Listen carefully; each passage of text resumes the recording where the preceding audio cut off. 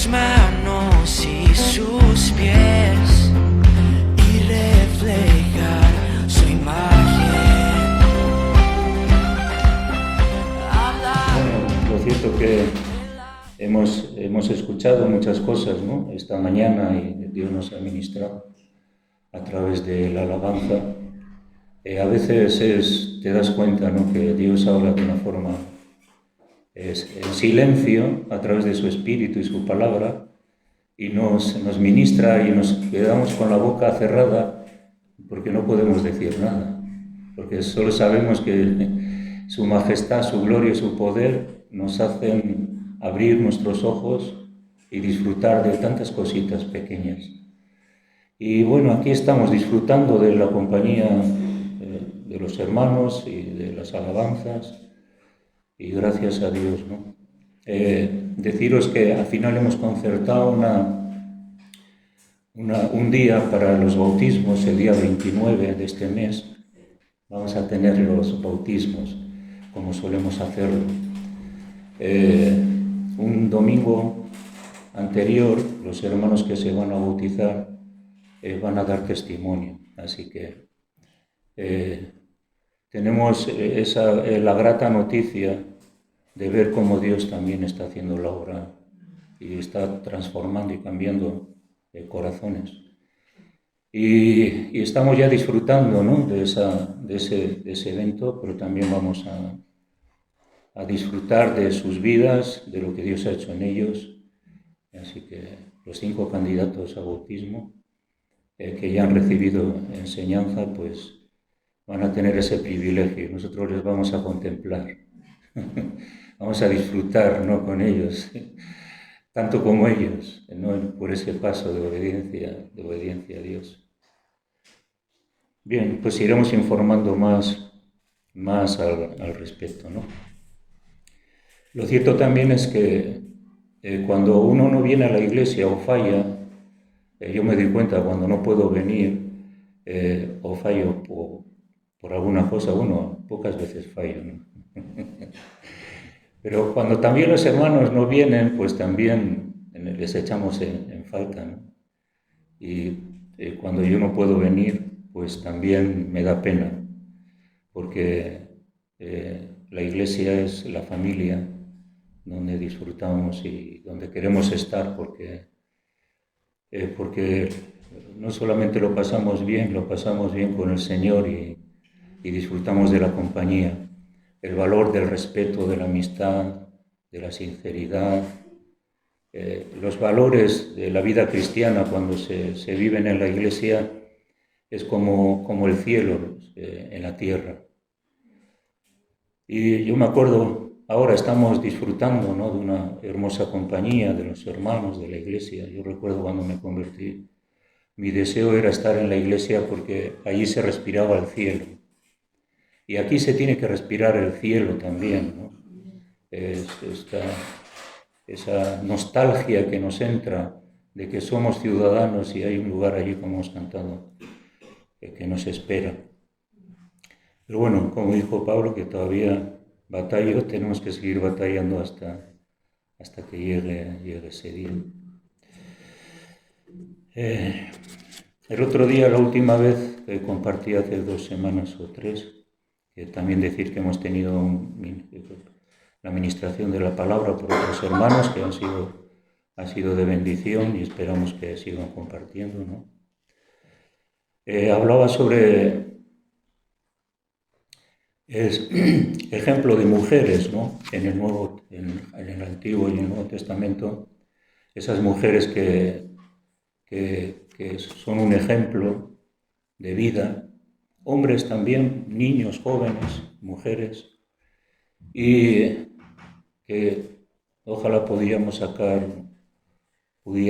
sacar ejemplos de lo que vamos a leer y lo podamos guardar también en nuestro corazón. Dejamos de hablar sobre Sifra y Fúa, estas 2 mujeres que eran parteras del pueblo de Israel. El Éxodo habla de esta transición del pueblo judío en Egipto, pasarlo a la tierra prometida. Y bueno, el pueblo creció y el rey estaba preocupado y les oprimían, les hacían trabajar más y quisieron exterminarlos diciendo a las parteras de Egipto, hebreas, que matarían a todos los varones que eran varones. Pero dice el versículo 17 de Primera de Éxodo, capítulo 1 de Éxodo, versículo 17, pero que no hicieron caso porque las parteras temieron a Dios y no hicieron como mandó el rey de Egipto, sino que preservaron la vida a los niños. Hablábamos de que esta obediencia a Dios, de estas dos mujeres, representa el riesgo, ¿no?, que a veces la vida cristiana tiene con el deseo de servir a Dios y no hacer cosas indebidas. Hechos 5:29 habla de que aquí no debemos de obedecer antes a Dios o a los hombres. Y la Biblia dice que tenemos que obedecer a Dios. Tenemos que sujetarnos a las autoridades, tenemos que cumplir con la vida social, pero hay cosas que compiten directamente con la voluntad de Dios, entonces hay que obedecer a Dios antes que a los hombres. Y esto hicieron, no lo vieron justo, amaban la vida, respetaban la vida, y estas mujeres dijeron que no lo iban a hacer, ¿no? En Hebreos dice que ellas mismas no temieron el decreto del rey, Hebreos 11:23. Así que no temieron el decreto del rey. Dijeron, nosotros arriesgamos nuestra vida, pero lo que no queremos es matar a los niños. Y no temieron el decreto. Entonces la Biblia dice también, ¿a quién tenemos que temer? ¿A Dios o a los hombres? Tenemos que temer a Dios. No tenemos que temer a los hombres en el sentido de que cuando queremos hacer la voluntad de Dios, las consecuencias pueden ser diversas, pero no tenemos que temer la ira del hombre, porque la ira del hombre ata nuestra fe y nuestra obediencia a Dios. Por lo tanto, el temor al hombre no nos hace nada bueno. Tenemos que temer a Dios. Y cuando tememos a Dios hacemos su voluntad y no nos dejamos desviar de las cosas que debemos de hacer. Ejemplo de estas mujeres, ¿no? Como ellas no temieron. Cuando nació Moisés, Éxodo 2, dice que la madre o los padres, un varón, dice 2:1, un varón de la familia de Leví, que tomó por mujer a una hija de Leví, que concibió y dio a luz un hijo, y viéndole que era hermoso, le tuvo escondido 3 meses. Sabemos esta nueva, siempre el rey de Egipto y los seguidores de él, pues siempre trataban de eliminar la simiente, el pueblo que iba a traer la simiente, que es Cristo, ¿no?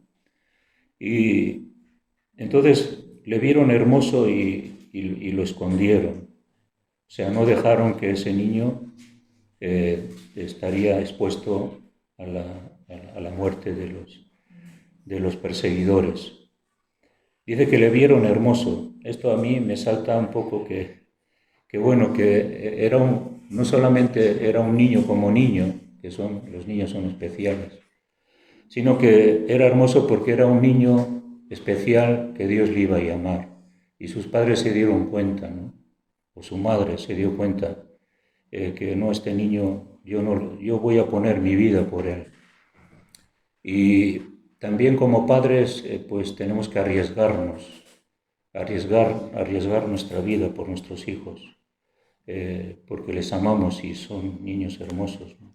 Ejemplos de madres y padres que aman a sus hijos y hacen cualquier cosa por ellos, sobre todo, no solamente por ayudarles, sino también por ser ejemplo y testimonio para sus propias vidas. Conocemos la historia como a la mujer le dejó allí en un cestito en el río y la cogió la madre de la hija de la hija del faraón, ¿no? Y este mismo niño fue justamente a los brazos de su misma madre que la amamantó. O sea, dice la Biblia que lo prohijo, ¿no? Lo aceptó. Y puso su nombre Moisés, ¿no? Que fue librado de las aguas. La fe siempre en nuestra vida, cuando nosotros arriesgamos, aquello que a veces parece que perdemos, Dios nos lo devuelve con creces.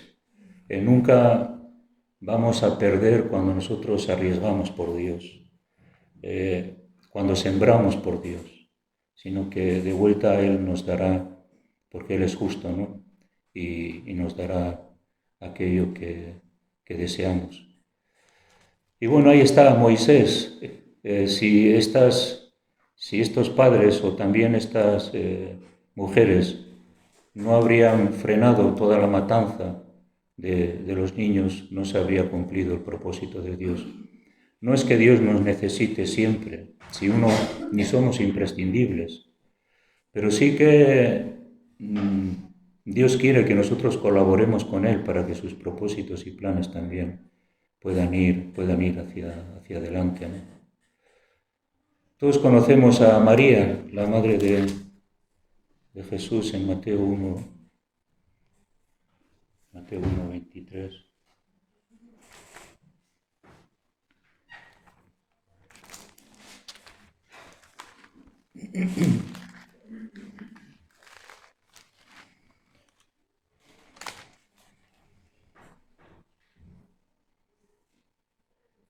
Perdón, es Lucas.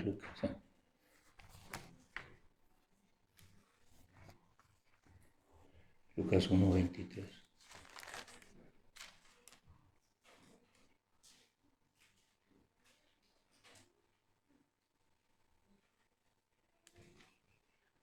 No, estoy un poco despistado hoy. 1:38.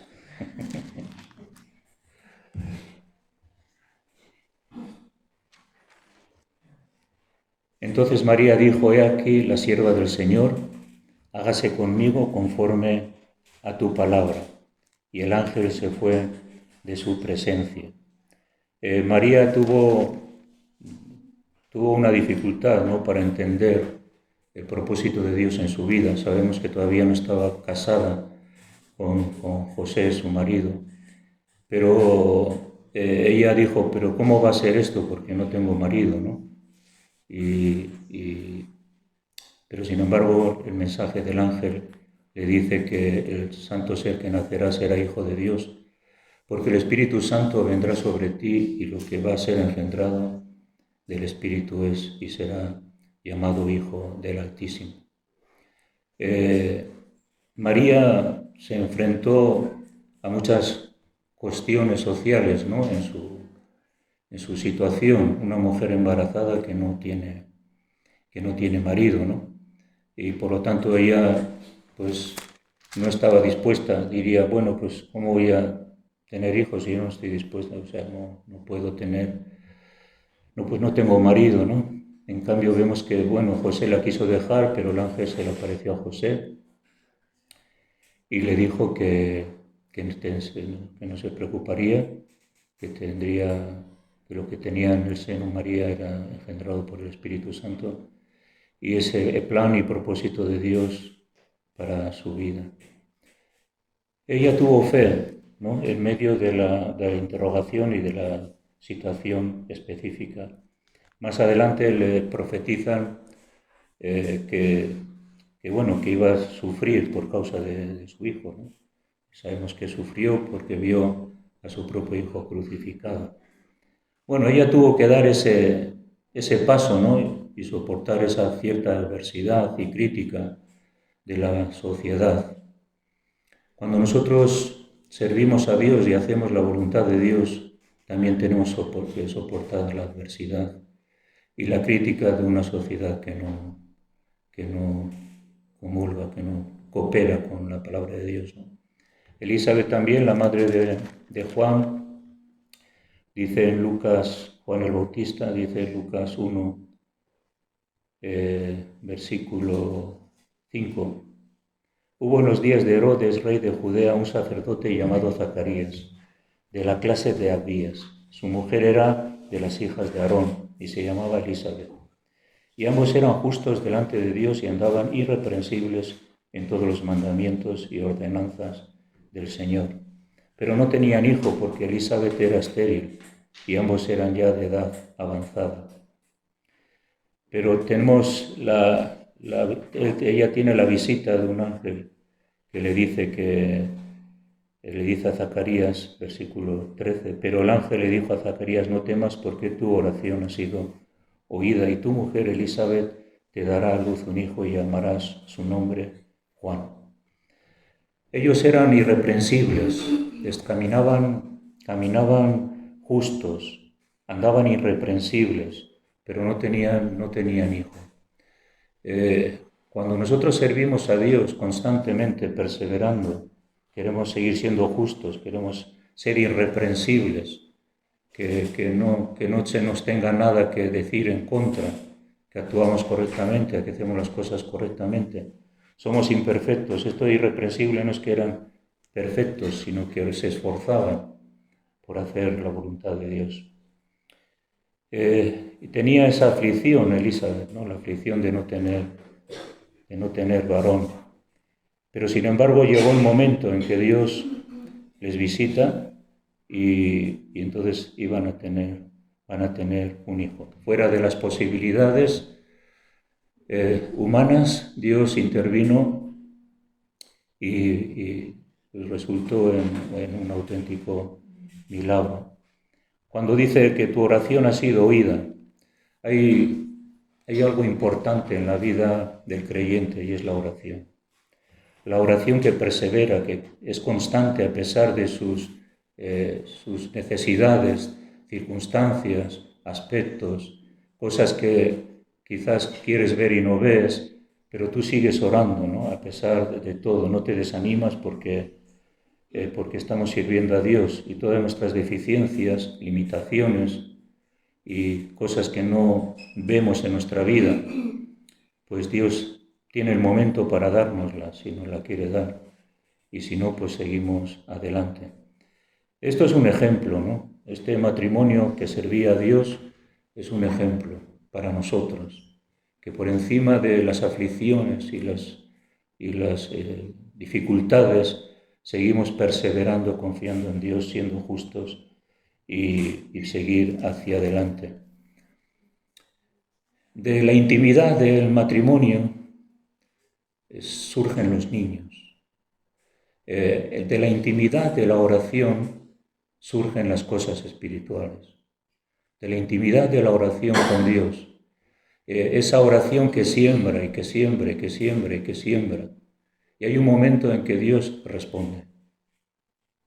Aunque seamos estériles, aunque no podamos producir nada por nosotros mismos, y de eso es a veces, ¿no? Que nada podemos producir por nosotros mismos, a no ser que Dios intervenga y traiga las respuestas a nuestras oraciones. Así que aquí vemos que surgió un gran hombre, ¿no? De Dios, Juan el Bautista, el precursor. Qué curioso, ¿no? Que de la debilidad de este matrimonio, de la incapacidad, ya donde ya se había acabado toda esperanza, de repente Dios les da un hombre que el Señor mismo dice que nadie sobre la tierra ha asistido como Juan el Bautista. Eso nos da esperanza porque aunque no veamos nada, aunque no tengamos nada, aunque tengamos una perspectiva negativa del futuro, pero sabemos que si somos justos, fieles y perseverantes, Dios al final siempre responderá. La intimidad de la oración es importante, de la oración surgen las buenas cosas, de la oración surge nuestro ánimo de parte de Dios. En la intimidad con Dios es donde Dios da pensamientos, Dios pone cargas, Dios da visión, donde Dios nos abre los ojos para que veamos cosas que no se ven. Es la importancia de la oración, es lo que hace que ocurran los milagros. de donde nacen buenas cosas en nuestra vida. Por eso que la vida de oración no la podemos dejar. Es vital, porque si no morimos. Cuando no hay vida, hay muerte. Vemos otra mujer que perseveró también en la oración, Ana, la madre de Samuel, en 1 Samuel 1.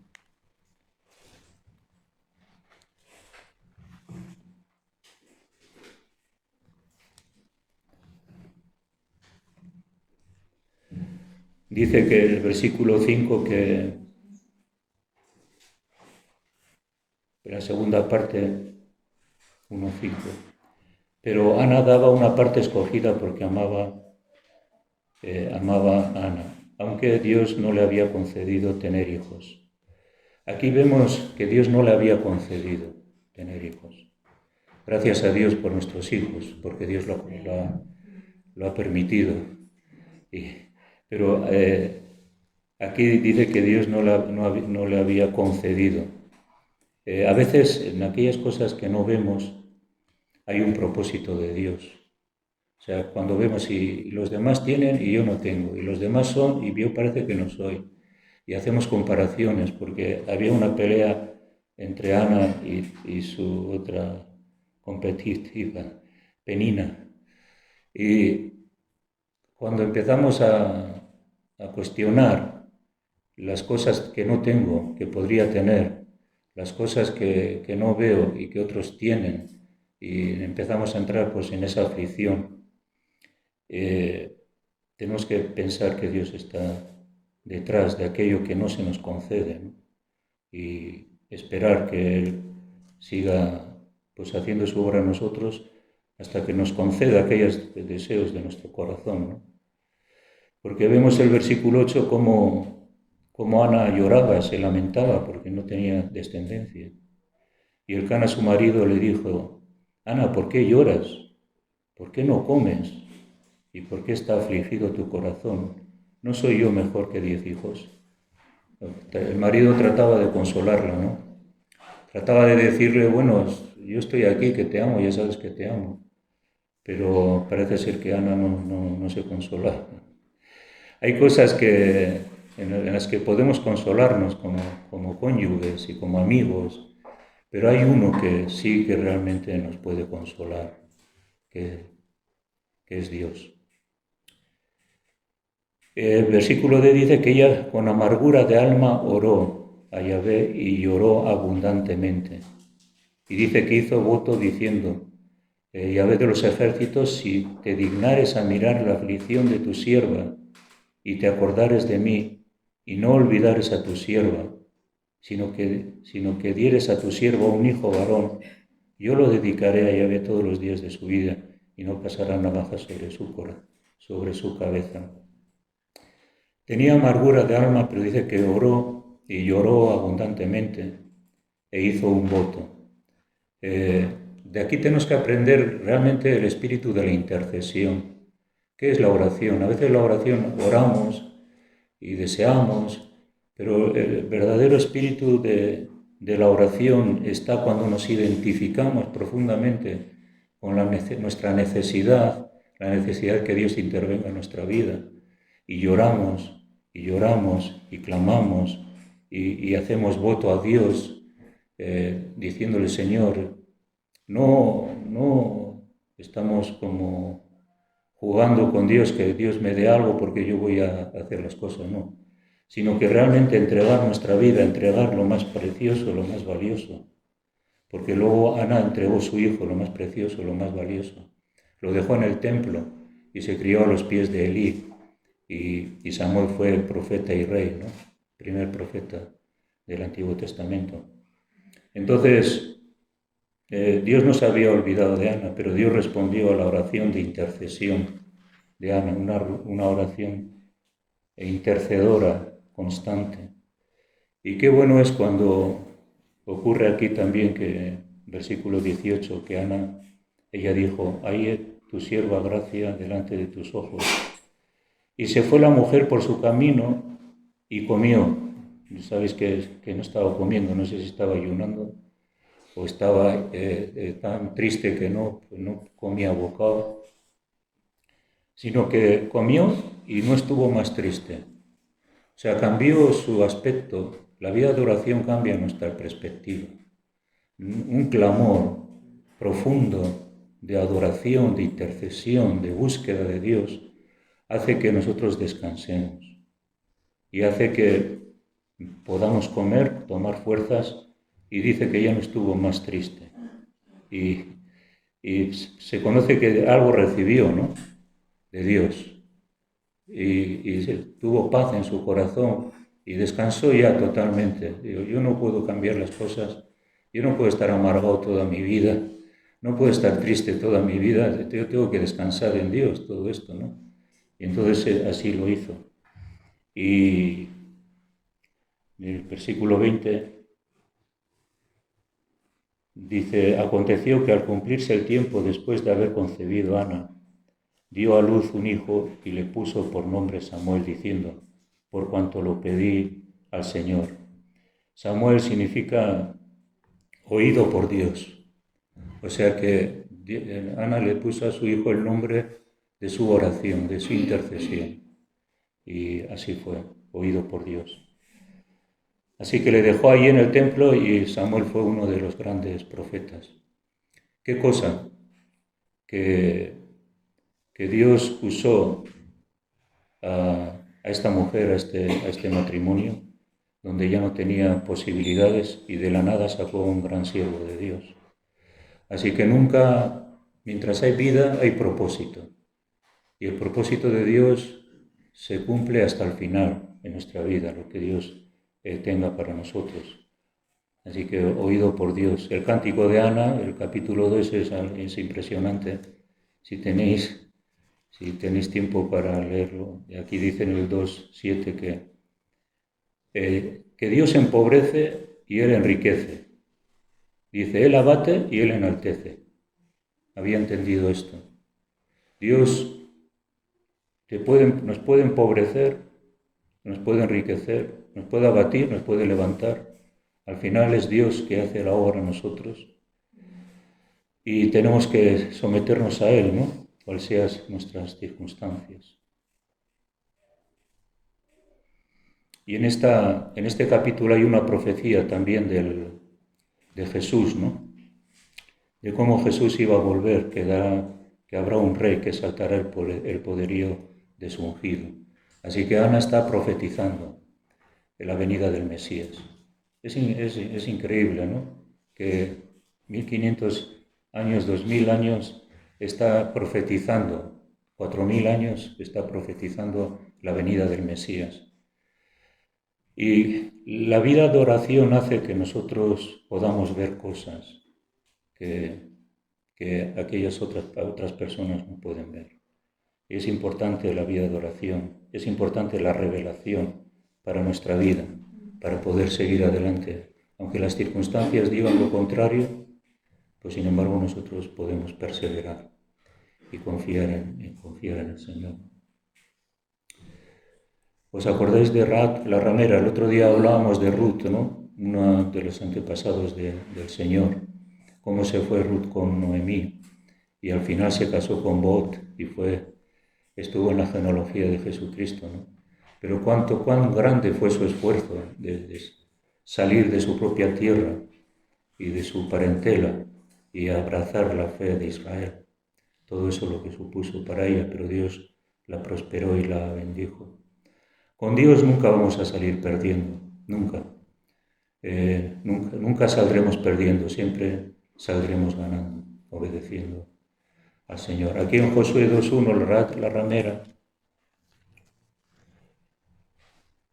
conocemos la historia de Rahab, ¿no?, cómo ocultó a los enviados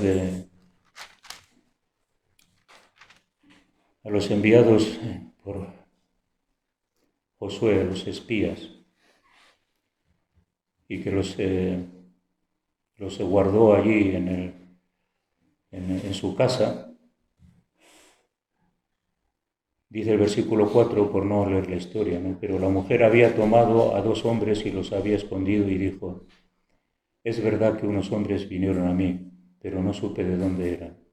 Así que también esta mujer arriesgó su vida, porque si encuentran a esos dos hombres en su casa, la podrían haber matado.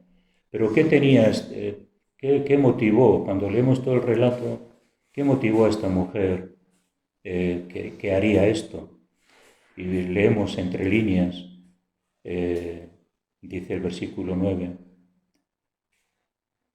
dice: sé que Yahvé os ha dado esta tierra, porque el temor de vosotros ha caído sobre nosotros, y todos los moradores del país ya han desmayado por causa de vosotros.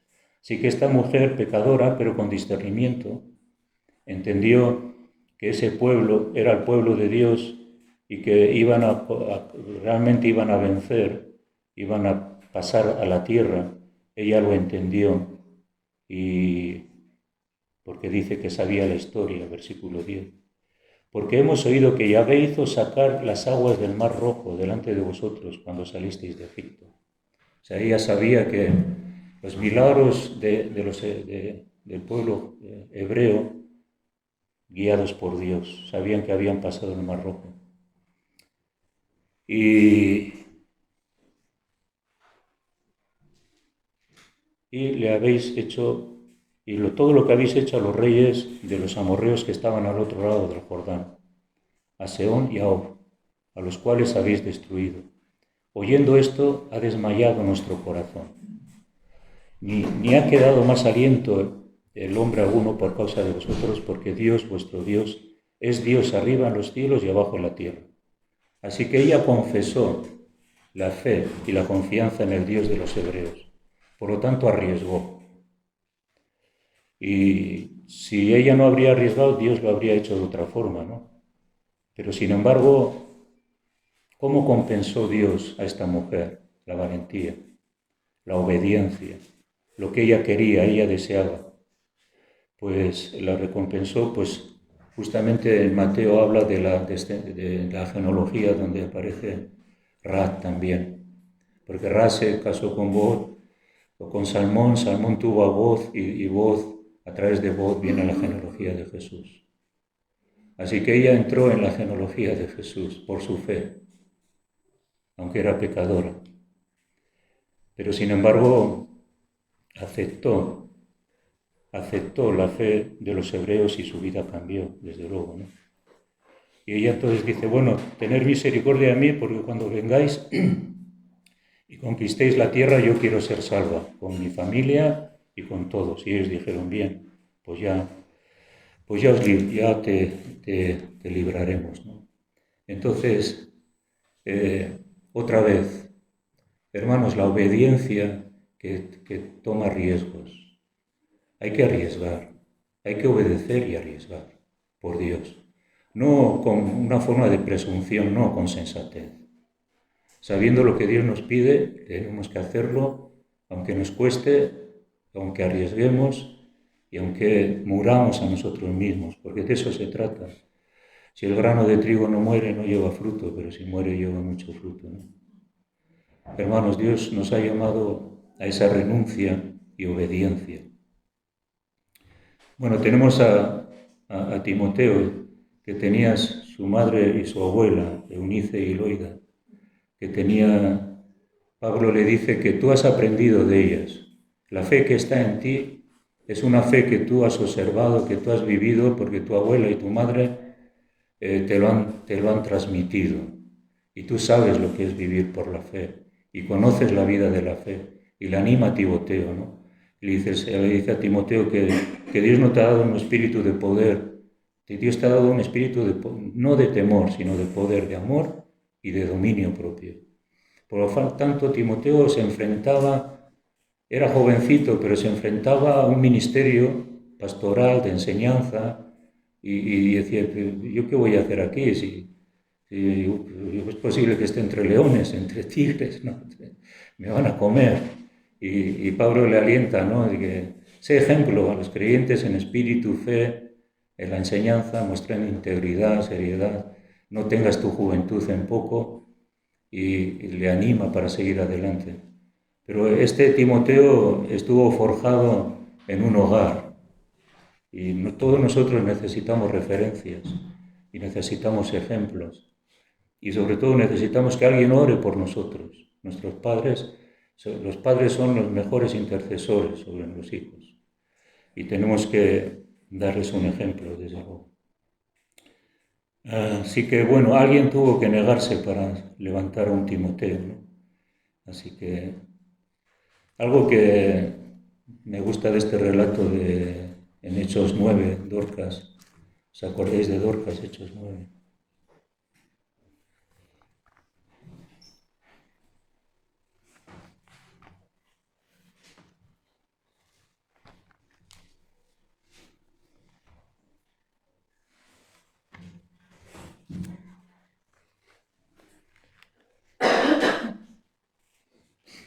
Hechos 9:36, que había entonces en Jope una discípula llamada Tabita, que traducido quiere decir Dorcas. Esta abundaba en buenas obras, en limosnas que hacía, y aconteció que en aquellos días se enfermó y murió.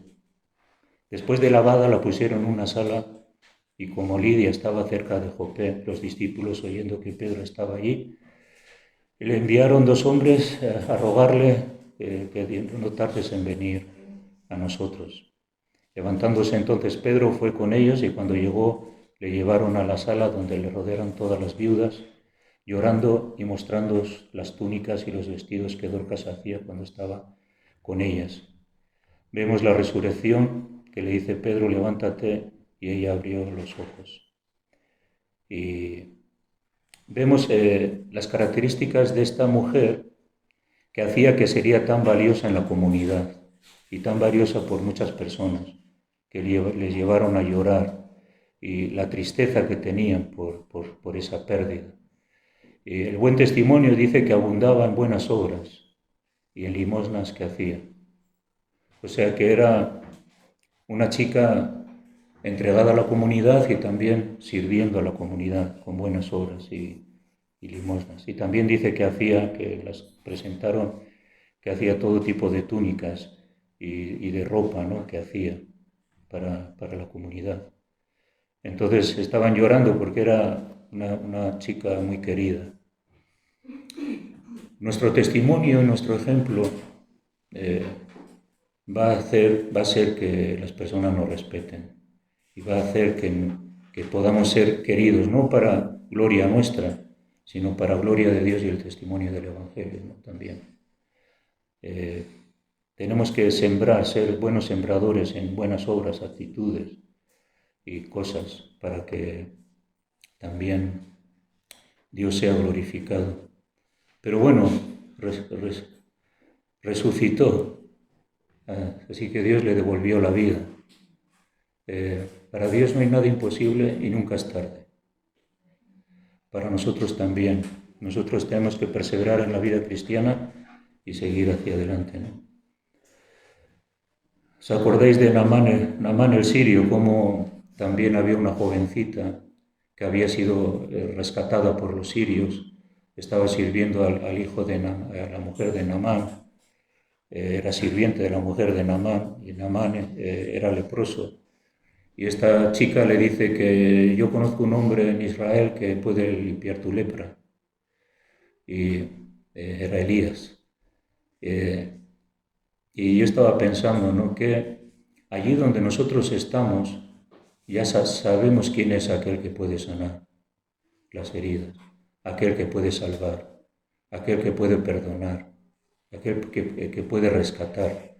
Y esta chica hizo referencia a Elías, que era un siervo de Dios. Entonces, allí donde estemos, donde a pesar de que la gente nos ignore, quizás estamos sirviendo como esta mujer en un hogar, pero allí podemos transferir también la fe. Y vemos que Naamán fue sano, y él declaró que solo hay un Dios en Israel, que solo hay un Dios, el Dios de Israel. Cuando fue limpio de su lepra, glorificó a Dios. La valentía de esta chica, ¿no?, de decir, de tener esa fe de que Dios podía sanar a Naamán, la mujer o sea, el marido del que ella estaba sirviendo. Podría haber dicho, pues, ya Naamán es el enemigo de Israel, no le voy a decir nada. O qué es, yo qué sé, igual me echan de casa, ¿no?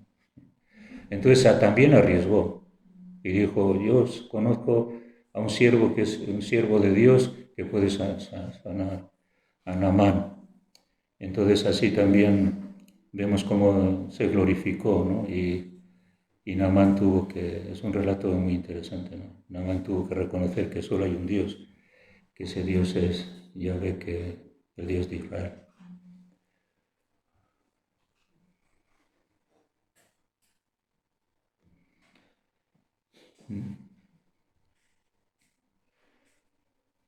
Vamos a acabar leyendo otro más en Juan 4.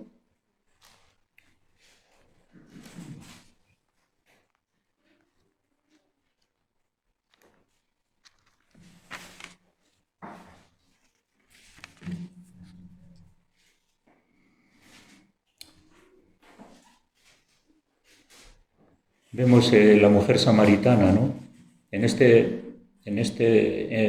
relato vemos cómo este encuentro de Jesús con la mujer samaritana no fue casual, sino fue algo ya premeditado por Jesús, y él fue directamente a esta mujer, cambió de recorrido y se bajó por Samaria y encontró a esta mujer en el camino porque Jesús estaba cansado y le pidió que le daría de beber agua.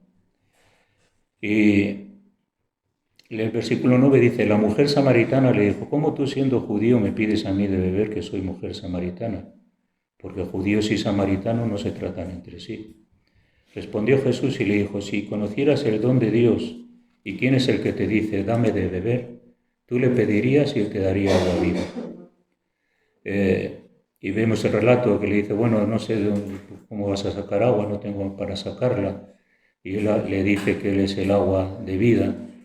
Y entonces Jesús ya enfrenta su situación particular y le dice, Jesús le dijo, ve, llama a tu marido y ven acá. Respondiendo la mujer y dijo, no tengo marido. Jesús le dijo, bien has dicho, no tengo marido, porque 5 maridos has tenido y el que ahora tienes no es tu marido. Y esto has dicho con verdad. Cuando estaba leyendo esto, me hacía pensar que hoy en día cuántas relaciones hay de las personas con una persona, con otra. No hay un compromiso, no buscan una dedicación de entrega total. Y es como unas relaciones constantes, donde nadie es el marido de nadie o nadie es la mujer de nadie. Y le dice Jesús, pero el que tienes ahora tampoco es tu marido. ¿Por qué? Porque no tenía un compromiso, no se había casado. No estaba en una buena relación como Dios quiere, ¿no? Y como vemos hoy en día, el matrimonio ya no es valorado, no se confía en el matrimonio, se sigue viviendo sin, bueno, pues si me sale mal, pues me voy y me busco otro y cosas así, ¿no? Cosa que no es la voluntad de Dios. Entonces, ¿cuántas personas hay así, ¿no? Que lo que tienen que hacer es comprometerse y casarse y luchar por la vida, en lo bueno y en lo malo. Entonces, ¿qué le ocurrió a esta mujer? Pues esta mujer empezó a predicar, a compartir por toda esa zona que él era el Mesías, que le había revelado todas las cosas, conocéis la historia, ¿no? Y cómo muchos de los samaritanos, versículo 30 y 39, creyeron en él por la palabra de la mujer, que daba testimonio diciendo, me dijo todo lo que he hecho. Entonces vinieron los samaritanos a él y le rogaron que se quedase con ellos y se quedó allí 2 días. Y creyeron muchos más por la palabra de él. Y decían a la mujer, ya no queremos solamente por tu dicho, porque nosotros mismos hemos oído y sabemos que verdaderamente este es el Salvador del mundo. Esta mujer, su vida fue trastocada. ¿Qué es lo que primero hizo? Compartir esa experiencia. Cuando nosotros en nuestra vida ha habido una conversión, ha habido una revolución interior, una transformación, una nueva vida, cuando hemos descubierto al Mesías realmente, porque esta samaritana creía que Jesús iba a venir, pero no le conocía, claro. Entonces también, ¿qué tenemos que hacer? Pues tratar de contar las maravillas que el Señor ha hecho por nosotros. ¿Cuál fue el resultado? Que creyeron.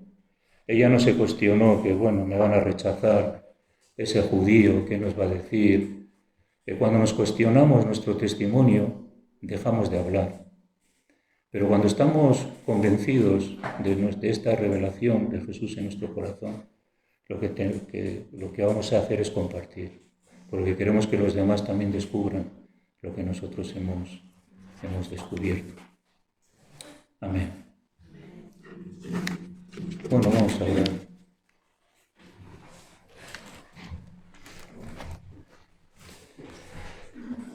Señor, ayúdanos, oh Dios, a ser valientes, ayúdanos a no desaprovechar las oportunidades de servicio, aunque nos cueste y aunque arriesguemos, aunque perdamos.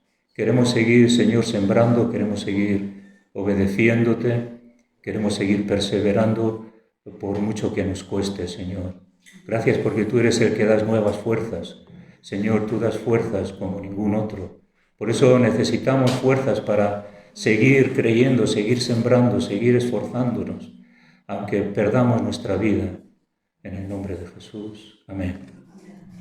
Bueno, el Señor os bendiga. Déjanos ver tu poder en nuestra generación.